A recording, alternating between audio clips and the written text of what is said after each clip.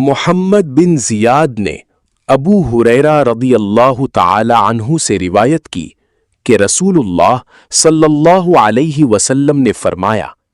جب تم میں سے کوئی شخص جوتا پہنے تو دائیں پاؤں سے ابتدا کرے، اور جب جوتا اتارے تو بائیں پاؤں سے ابتدا کرے، اور دونوں جوتے پہنے یا دونوں جوتے اتار دے۔